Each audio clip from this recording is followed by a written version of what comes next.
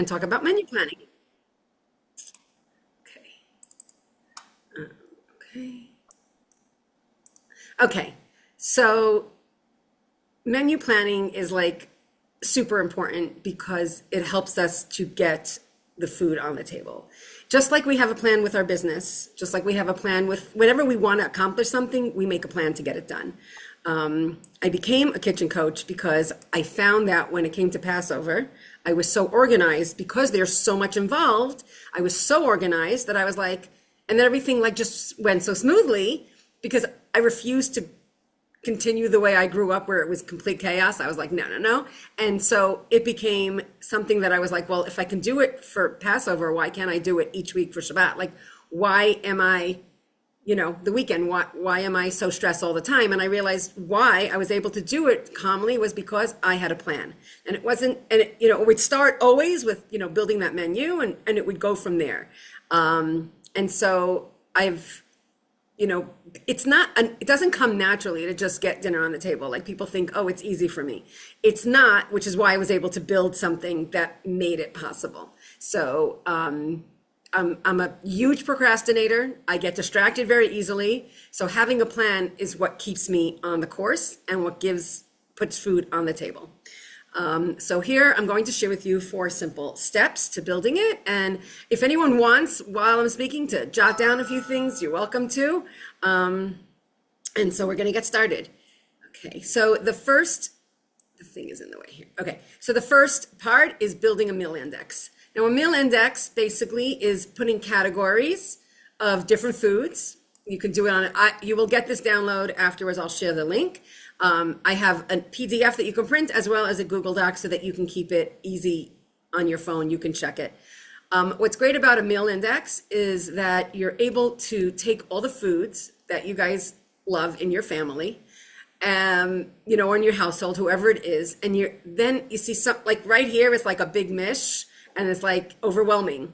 But what we do is we put it into, these little boxes. We've got soups here. We'll put salads here, fish. I do both, chicken on the bone, off the bone. If you're vegetarian, obviously you could skip this. You can do other things. If one doesn't apply to you, do something else. But what's great about having types of meals is that when you want to build a menu, you're able to say, well, it's really cold right now. Now it's summer, but okay, I want a cold soup. So I'm going to look at soups. I'm going to find something. I'm in the mood of meat. But what we do is we do it at the beginning of each week.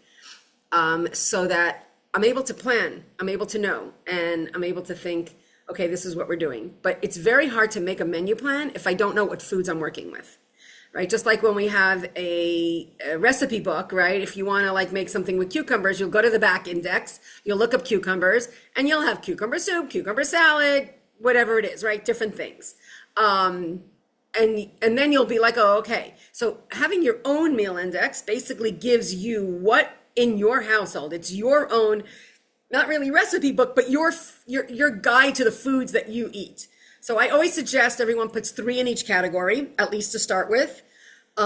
It's easier than you think. A lot of people are like, I don't know 3 soups. Yes, you do.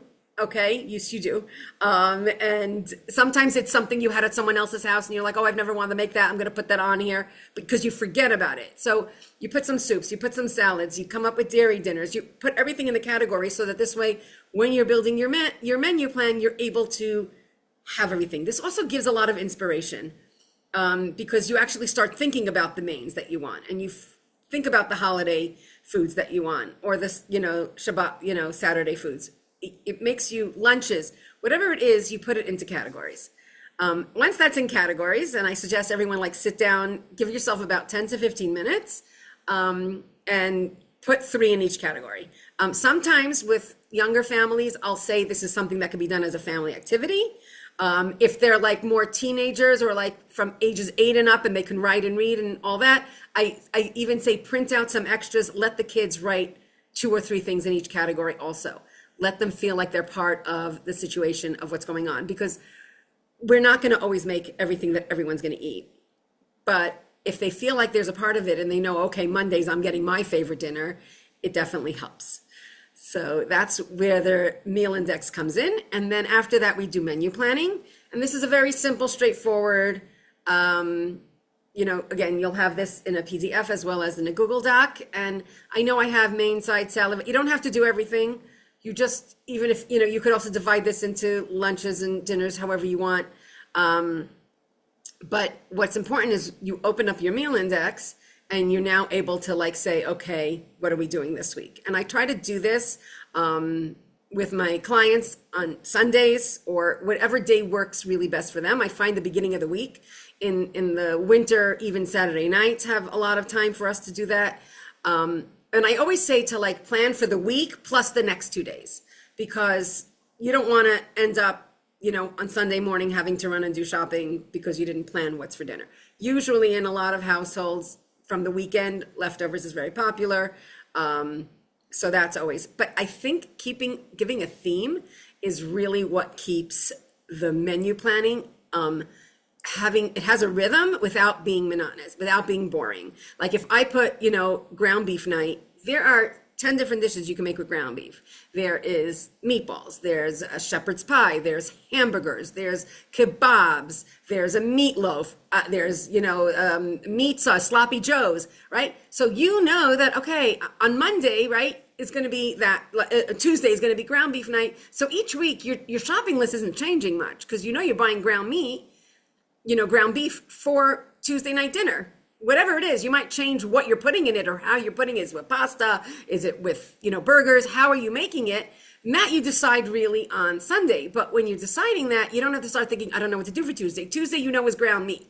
That's it. It's just very simple. And then you decide, you go open your meal index and you're like, oh, what are a few things I have for meat? Oh, okay, great. You know what? We had hamburgers last week. This week, we're going to do meatloaf. Fantastic. Okay. Mondays, I know it's a very popular thing to have meatless Mondays, which the truth is after a heavy weekend, sometimes that's really a great idea. So even though I didn't give this too much of a theme, in our house, that's usually more like a pasta night. Okay, Monday, so it'd be pasta or, things like that. So it's simple, it's easy, but I have all the ingredients in the house because I knew about it in advance. But you can pick whichever theme works for you. If you want to do a Mexican night, or if you want to like make Thursday night where it's international night, and every Thursday you pick a different kind of food, Spanish food, Israeli food, Mexican food, whatever it is, you can put that in and you could decide to give it a theme. Giving a theme really helps planning meals, because if you have to start thinking of what goes with this, it becomes, a little overwhelming. And it's hard to make these decisions by the time we hit 4 o'clock in the afternoon, because if we're busy businesswomen, which I believe we all are, we have made about 2,000 decisions by the time it gets to like 4 o'clock in the afternoon, and we're like suffering from extreme decision fatigue. But if we know what's for dinner, even if it's going to mean 15 minutes of standing and chopping, it's fine, because it doesn't take any brain energy, right? Standing and chopping and cutting and frying onions. I also believe in dinners that take 2 minutes to prepare, but I'm saying like, even if it's a more complicated one, like today we had, like sauteed, like a stir fry chicken with rice. Like it didn't matter that we had like to cut and stuff. It was just, I knew what I had to do. So you just do it. There was no thinking. The thinking is more exhausting than the actual doing. So I always try to keep something that is a theme without keeping the food the same. Like chicken dinners, there's a million chicken dinners that you can be doing on Wednesday nights. So that's just my idea. And then weekends usually have a certain theme to them in itself, but I also suggest people also do a Shabbat or a weekend meal index with those special foods that they make for the weekends. So you'll have that as well. The next step 3 is to check your inventory. So what do I have? What's going on in my pantry? What's going on in my fridge? What's going on in my freezer? Each of these take about, now this is not cleaning and taking everything out. It's a 15-minute check. The refrigerator I usually break into 2. For the first time you're doing it, I would say do everything but the produce, or do the produce first and then everything else. Okay, but like the produce is its own, sometimes 10 to 15 minutes. But once you do this, for me, it's Tuesdays. Tuesdays is, a fridge reset. Every Tuesday I go through the fridge, see what I have, because I'm going shopping Wednesday. I don't want to come in and put new cucumbers in the front, while the ones that might still have a day or two and then are now going to go in the back and become a science experiment. So I want to check through the pantry, the fridge, the freezer, each one about 15 minutes. Like I said, the fridge I divide into two sections, like just the main shelves, and then one is for the produce. But once you're in this habit of doing it once a week, you could do the entire fridge in 10 to 15 minutes. Because again, it's not taking everything out and cleaning it. This is not a total, it's checking on the inventory of what you have, seeing, oh, those leftovers never got eaten. Either I can make something else with them, or they might just have to go out because they went bad. But if we're checking often enough, we're going to find that we're not throwing food out as much and we're not wasting. And then we're like, it becomes expensive when you keep throwing food out. You need to buy more when you had it right there. Also helps when you're in the grocery store that you knew what you had. If you want to, some people don't want to write down everything in their pantry, fridge, and freezer. That's fine. Take a photo. We have smartphones. Take a photo of your pantry before you go to the grocery store, and then you'll know, oh yeah, wait, did I have a can of chickpeas? Oh, look, I did. Great, I don't have to buy it. All right, so that's step number 3 is having an inventory. And then your shopping list, right? So you start off with the meal index, you make your menu plan, you did an inventory, and now based on what you're making for the next week and what you have in the house, you're going to now build your shopping list. And I always say, start with the fruits and veggies. I don't know how it is all over the world, but I know in a lot of places, usually when you walk in, the fruits and vegetables are first, and then it goes around. Like all the stuff that's perishable is like on the outside of the grocery stores, supermarkets, and usually all the household and pantry stuff is in the middle, right? But you don't want to get your dairy in the beginning because if you're in the store for 45 minutes, you don't want your dairy getting spoiled or sitting out too much. I always take a cooler bag with me, but I try to keep that towards the end. So I'll do the fruits and veggies, and then I'll do the pantry, and then the meats and chickens, the dairy, usually whichever one I get to first. So that's really how I do it, the shopping list, and that also helps. And then basically here you go. These are the 4 steps. This is the making the list, okay, and keeping your shopping list, sorry. And this is the 4 steps, the building your meal index, create your menu plan, check your kitchen inventory, build your shopping list, plan with what you love, use what you have, and shop for what you need. It's really, really simple. When we have a plan, things run so much better. We know that with everything in life. And sometimes we don't remember to calculate in the shopping time or things like that. And then just a few things that I do is I run food workshops. I am starting a new cohort. It's going to start August 30th, which will take us through the Rosh Hashanah time, which will be helpful. And that'll be another 60-day reset. And I also run a girls' baking camp in the summer. And that's what I'm busy with. And I also coach clients one-on-one as well as in groups.